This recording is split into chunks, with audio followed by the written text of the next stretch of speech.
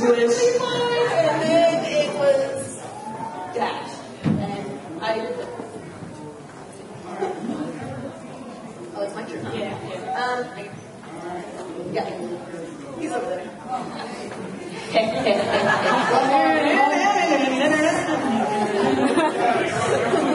I actually have a question for Jo. Would you review anime that weren't released, like available to buy on DVD, but were streamed over the internet, like on Hulu or Crunchyroll? Or has no really English release, but is available online for U.S. viewers to watch? Not at this time, and I will tell you why. Because now I will talk about them in other videos, like I do the theme song videos typically for that, you know, and I talk about them on Twitter all the time. Like currently, I'm watching. Let's see, I know they all like a couple of them stopped this week, like Kids on the Slope, Tsunama, and thank you, son. But like, here's the reason why I only give a full big ass review to the stuff that's released, because this industry needs all the support it can get. And it does not have to be, like, I totally plan on reviewing on Ohana.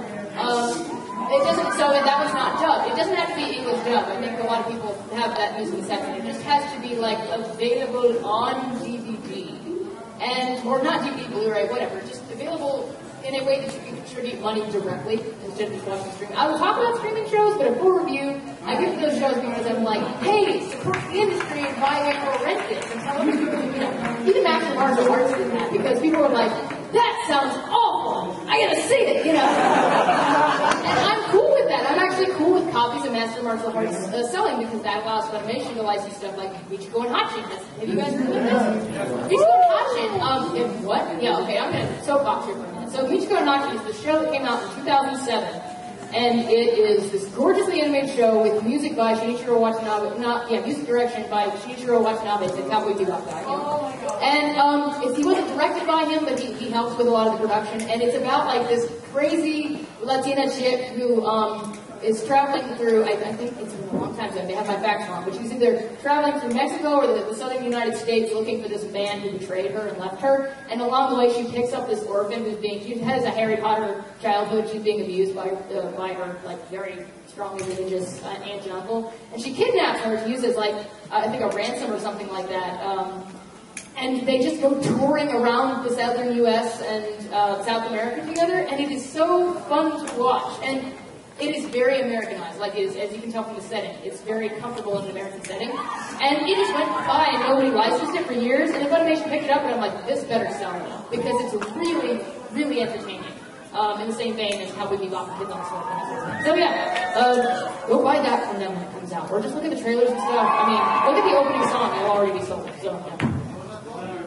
Michiko and Hachin, or Michiko to Hachin in Japanese. It's not a real country. It is. They made up a country for them to try. Wow, big surprise. Was there a question? I forgot what it was. It was specifically for her. She looked at me and I was like, I don't know what's going on. It's me, and I think one of the first people I saw was, I'm not entirely sure what your cosplay is from here, in the black and collar and the, I can't. I'm Batman. Okay. So my question to you is: do you think anime industry, or Japanese anime industry for that matter, or otaku culture, let's even include that, is doomed because it lacks creativity? Question mark. Can somebody rephrase that question to me just because it was a little... Something about lacking creativity. I'm sorry. Yeah, do you think the anime industry is dying because it lacks creativity and they don't even know what direction they're going? I got it. The anime industry is dying for a lot of different reasons. I think that we have an entirely new kind of crowd that has come with a new generation that really loves like nothing but Moed loves. And I guess, those people will keep buying stuff. And when I say stuff, I unfortunately don't actually mean the anime. I just mean stuff like figures and snuggle pillows and other really weird novelty toys. And so,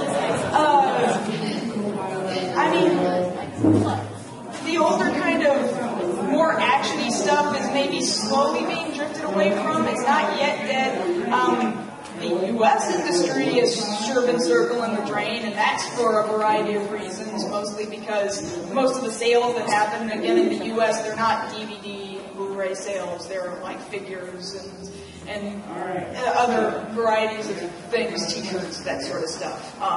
But I don't necessarily think it's entirely a lack of creativity, because when you find something that's really good, people usually tell one another and tell their friend and tell their friend and tell their friend, and usually the really good stuff gets seen.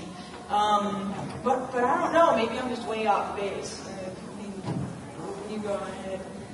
Well, it depends on which industry you're talking about. Japan and America are very different in how anime circulates and how it's marketed. Hugely different.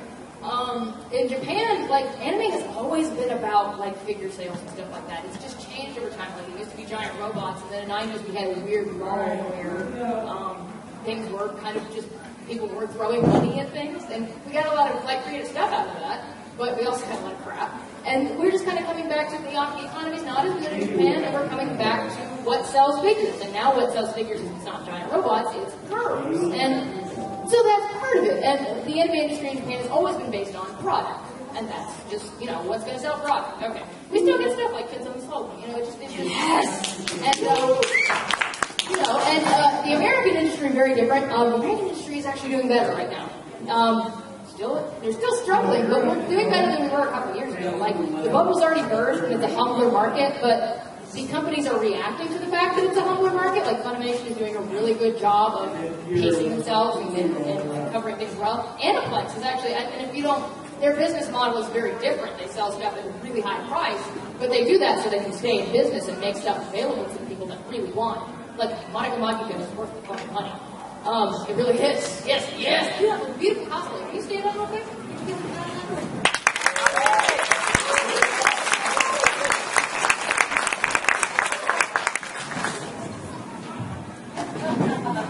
But yeah, if you want to support the industry, do so by any means necessary. They do need your help, but there's no reason to be all gloom and doom about it. I think the industry will continue to exist in some form, and it just has to adapt to time. We'll be okay.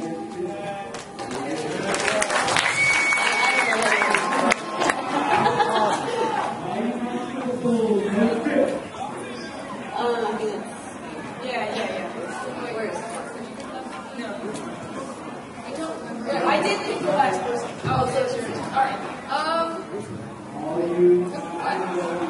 I was going to say get goofy. Okay, yeah, pick whoever's had their hand up long. Okay.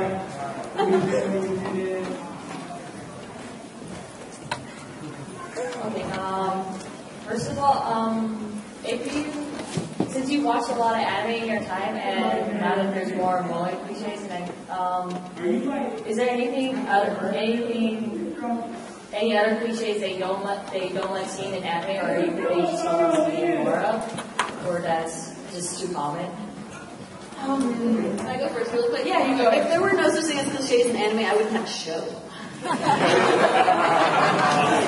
that's what I'm doing. I'm telling the newbies about exactly what you expect to see in anime. I mean, my first episode of all. So, I mean, and then the next one was like emoticons.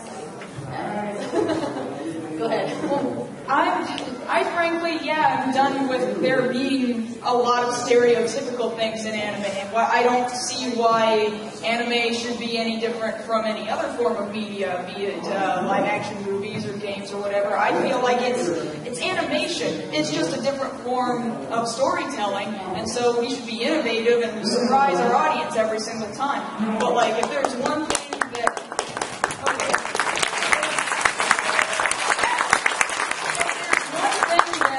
I'm done with for a little while, it's harem, which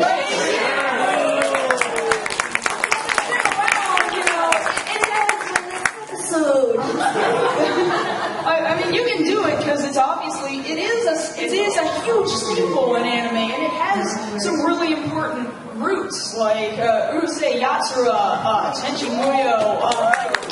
There have been some really good things that have done it kind of okay, and then there's the stuff that like almost like I go and I read synopses of things on like Crunchyroll or something, and it's like, Sosuke is a 16-year-old boy in high school who runs into a girl his first day of school, but then some other girl is living in his house. Suddenly, somebody else moves into the neighborhood, and they're all reincarnations of characters from Romance of the Three Kingdoms. They're all, and they're all either ghosts or aliens. And it's like, no, I'm done. Just stop. That would be the one. I just want to see good shit, like even if it's got some shit in it. I just want to see it done well. So. No, bro. Good shows. If it's got some kind of weird cliche in it, I'm okay with that. Like, I can deal with Moe. I can deal with harem. I can deal with whatever it takes. I just want a good show. Read no bra. Oh, thank you. No bra. I'll probably see someone over here and then over here. How many people you got? Who's had their hands for a while? I go with him. Okay. Hey, that was just right in front of you. Anyway, I guess I know J.O. and Nash talked about Tsunami coming back and stuff and the April Fool's joke, but I wanted to know how it's like a girl and the Mars girl that we talked about it in the I've talked about it fairly in depth as of recent. I did a live audio stream of commentary the first week that it came back, which was amazing. And then I recently did a vlog on somebody who tried to compare Toonami to the gaming industry. It was like raging at the fact that we're just being fed this little stuff. And they're like comparing it to Marvel vs. Capcom 3. And they're comparing it in such a way that like, you pay $60 for this game, and then a few months later you get the exact same game just with a few more characters, and you throw down $60 more, plus you have to pay for the add-on content that's already written on the disc. You just have to pay to unlock it, blah, blah, blah. And I'm kind of thinking, I can't even compare Toonami to Capcom, like, at all. Because, like, do you have any idea, like, the difference between these two industries, right? Like, the movie industry and the video game industry are about neck and neck. They're doing about as well as one another. They're making like 10 billion a year at this point, 10.5 billion a year. And it's really hard to get a grip on the numbers of the anime industry. But the last that I was strongly able to find, this was back in like 2007, so of course they're going to be off, but they were somewhere around, I think, only 4 billion, and 90% of sales are stuff and not the actual anime themselves, the DVDs and the Blu-ray and stuff. Now, granted, Toonami is not back in the form that we really wanted it, okay? What they're playing is like, 3/4 old Adult Swim stuff that was already running and we've seen for the last like 10 plus years already, and then only 2 other anime that are relatively recent in the grand scheme of things. So it's not where we want it yet, but the fact of the matter is, like, the Toonami supporters in Cartoon Network are like so small in comparison, and they can only do so much, and anime is such a small industry in comparison to these other industries that are doing massively better than anime is, okay? And so, like, if they were to go up to their superiors and say, hey, can we have money to support Toonami and acquire new licenses for stuff? Then they're going to say, well, how well is this industry doing? Is it going to make us money? And they're like, well, it's making a few dollars. They're gonna have their faces laughed in. Like, they're gonna think that's ridiculous. So the only way to really get Toonami to be where we want it is, in fact, to watch Toonami. I realize that to some people that's like, you can't ask us to support you when you don't provide us with the thing that you want. Well, unfortunately, it's too small to say that. It just is.